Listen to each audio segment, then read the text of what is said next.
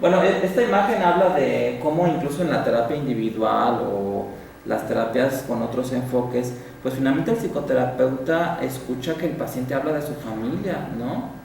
Aún si eres freudiano, y el paciente se adapta a lo que el terapeuta quiere oír, pues hablar de su complejo de Edipo y de esas cosas, pues va a hablar de la madre, del padre, ¿no? Va a hablar de sus dramas familiares, porque en realidad el complejo de Edipo pues es un drama familiar. Yo diría que es una tragedia familiar. Sófocles plasmó en este drama el conflicto de una familia, y Freud toma este elemento o esta expresión del arte griego para entender no nada más el desarrollo psicosexual de los niños, sino también la psicopatología. Entonces es inevitable que cualquier terapeuta, cuando tiene al paciente frente a sí, escuche que está hablando de su familia, ¿no? A veces nos viene bien a nosotros porque dicen, bueno, pues qué bueno que están hablando de la familia, porque pues yo soy terapeuta familiar, está muy bien.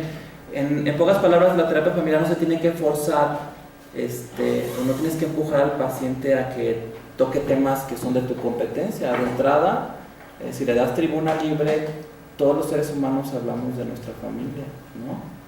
O hagan la prueba alguna vez, dejen que el paciente hable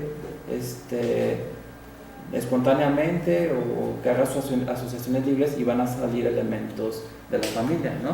Solamente que la mayoría de los psicoterapeutas que no manejan este enfoque o esta epistemología, pues su postura es, bueno, a ver, de la familia no, ¿tú qué vas a hacer? O ¿cuál es, qué es lo que está en tus manos? Porque no me hables de tu familia, nada más tú. Entonces esta información la rechazan o la filtran, pero los terapeutas familiares pues la podemos utilizar, ¿no? Ahora ustedes pueden hacer terapia familiar. Creo que lo había platicado ya con ustedes en el consultorio. No necesitas tener una formación en terapia familiar para hacer terapia familiar, eso no es necesario. Puedes tener sesiones de terapia familiar sin tener un posgrado en este campo del conocimiento. El hecho de que ustedes estén interesados en este libro de técnicas de terapia de Minuchin, pues habla de que ustedes están empezando a saber terapia familiar o conocer terapia familiar. Si empiezan a aplicar las técnicas, van a empezar a hacer terapia familiar, y si finalmente se deciden en hacer un posgrado en este campo, pues ya serían terapeutas familiares, ¿no? Es un continuo entre saber terapia familiar, hacer terapia familiar y ser un terapeuta familiar.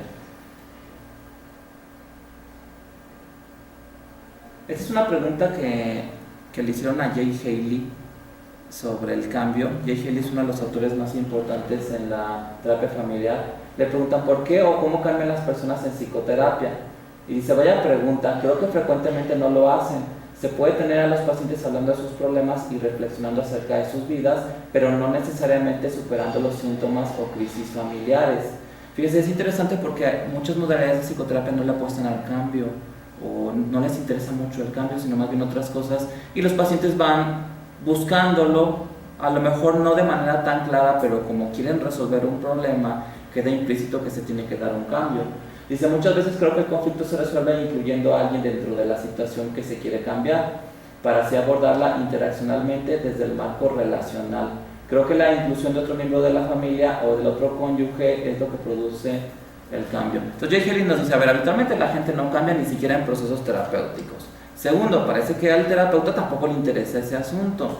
Si tú eres un terapeuta que te interesa el cambio, Jay Haley decía que entonces tienes que tener un entrenamiento y enfocarte en eso, que tu estilo y tus técnicas y la teoría que tú tienes sea enfocada en generar cambios en los seres humanos. No es algo que se da como por insight. Él estaba en contra de eso. Sí sé que está muy generalizada la creencia de que el insight genera cambios, pero la postura de Jay Haley, lo que él investigó y lo que han hecho otros investigadores de su escuela, pues han demostrado que las personas pueden tener todo el insight que quieras, pero eso no las va a llevar a cambiar, ¿no? Entonces como que perder mucho tiempo en el insight como que no te va a servir de mucho. Jay Haley más bien le apostaba a que tú tomaras control del proceso, le pidieras al paciente que hiciera algunas cosas, y ahí se puede dar el insight y también el cambio, pero se puede dar también cambio sin insight.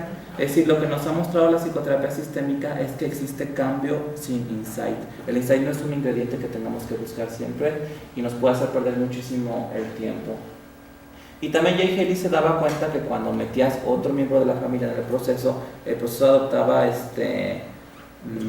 otra dimensión distinta, se aceleraba, ¿no? Que a lo mejor ustedes, no sé si ya lo han visto o tendrán la oportunidad de verlo más adelante, si ven un paciente en sesiones individuales, de repente citan a la mamá o al esposo o al hermano, de repente en esa sesión se avanza muchísimo porque entiendes muchas cosas de la vida del paciente, ¿no? De los aspectos relacionales.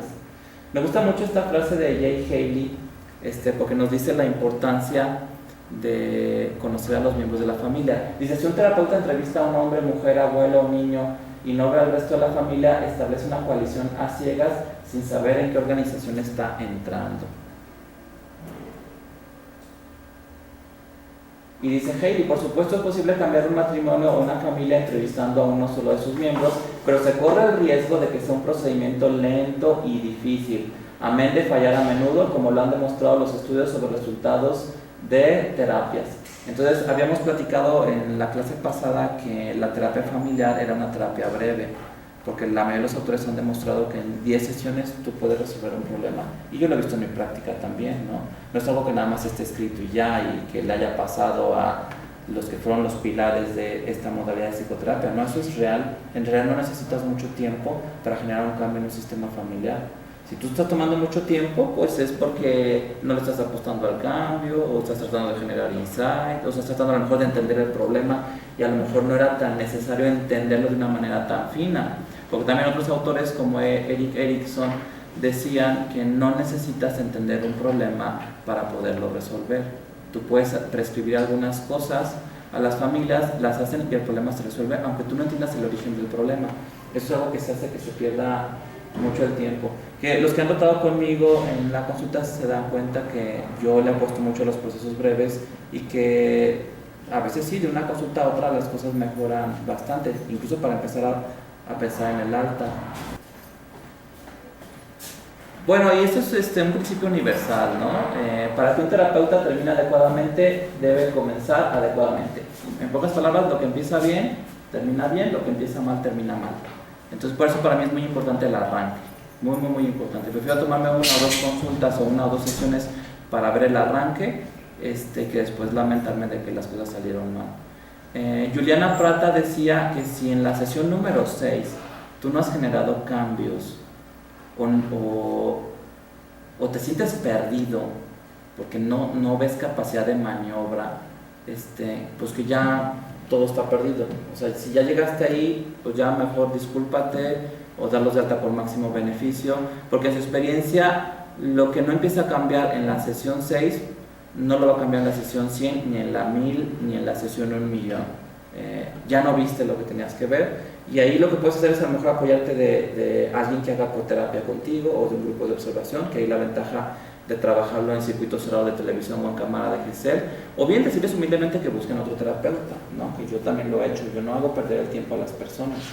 Si yo veo que no estoy generando cambios, los doy de alta por máximo beneficio, y me parece que eso es ético, porque muchas veces terapeutas o psiquiatras están viendo a los pacientes, no se genera ningún cambio, no saben ni a dónde van, y los tienen toda la vida ahí, ¿no? Y como que se acostumbran y cada uno siente que está haciendo lo que tiene que hacer y que está cumpliendo, pero no van a ningún lado. ¿Qué piensan de eso? Sí lo han visto, ¿no? Sí. Bueno, dice Haley, el terapeuta no debe permitir que el cliente decida la forma de terapia a seguir, sobre todo si ya ha sido tratado sin éxito y quiere continuar con el mismo tratamiento. Muchas veces los terapeutas sistémicos hacemos cosas que a los pacientes les parecen poco habituales, sobre todo si ya han estado en diversas terapias o han pasado por muchas manos o en varias instituciones o en varios centros, y a veces se les parece raro que les pidamos que hagamos algunas cosas, ¿no? Porque sí se salen mucho de la tradicional, pero es importante que nosotros convenzamos a la familia de que lo que nosotros vamos a hacer es algo que va a resultar efectivo. Tienes que saber venderle a la familia tus intervenciones, porque si la familia no confía en ti o tú no te lo sabes ganar, no van a seguir tus prescripciones y entonces no vas a tener poder sobre el sistema familiar. Bueno, eso es de Minuchin. Dice, solo alguien que ha dominado la técnica y ha conseguido olvidarla después puede llegar a ser un terapeuta competente. Puede trabajar confiado sabiendo que no necesita acertar siempre, y puede permitirse los sondeos sabiendo que en el peor de los casos sus respuestas producirán información útil. Minuchin le apuesta, de hecho al final del libro dice que ya cuando terminas el libro lo regales o lo tires o lo quemes y que trates de olvidar las técnicas, ¿no? Como el samurái que se enfoca en su tratamiento y después se tiene que tomar un tiempo para olvidarlo y después ejercer su disciplina de manera espontánea. Así es la terapia familiar. Cuando yo hago terapia familiar no pienso en las técnicas. Solamente las pienso cuando estoy dando una clase, estoy mostrando un video y a veces me cuesta trabajo porque ya es algo que no es tan consciente, ¿no? Con el paso del tiempo el terapeuta familiar no es consciente ya de las técnicas que está usando, sino que simplemente es consciente de su estilo y sabe que sus reacciones o su manera de ver las pautas e incidir en ellas se va dando de una manera muy muy natural. En ese sentido la terapia familiar puede ser muy cómoda porque no requiere mucho esfuerzo mental, por así decirlo. Llega la familia y tú de manera espontánea empiezas a incidir un poco de manera inconsciente, como conducir un automóvil, ¿no?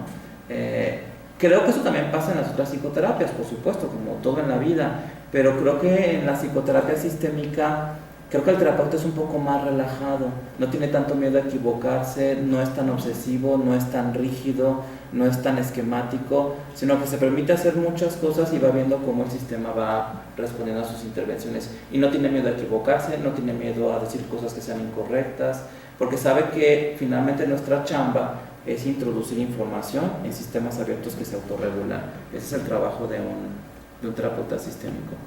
Bueno, vamos a dejar hasta aquí la parte teórica porque les dije que iba a ser muy breve.